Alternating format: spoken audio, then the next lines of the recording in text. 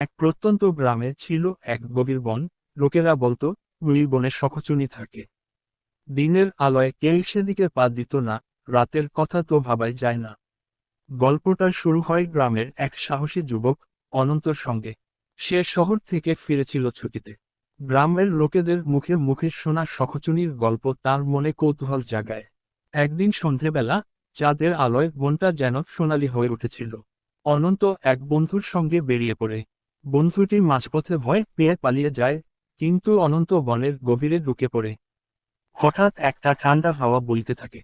গাছের ডালগুলো অদ্ভুতভাবে নড়ছিল। একটা নারীর হাসি শোনা যায়, মিষ্টি, কিন্তু গায়ে কাটা দেয় এমন। কে আছো? অনন্ত চেঁচিয়ে ওঠে।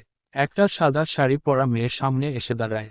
চোখ বড় বড়, মুখে যেন দুঃখ আর রাগ একসঙ্গে। তুই কেন এসেছিস এখানে? মেয়েটি বলে।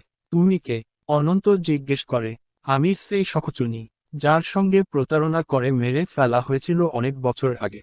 এখন আমি এখানে থাকি প্রতিশোধ নিতে। অনন্ত বুঝতে পারে তার জীবন বিপন্ন।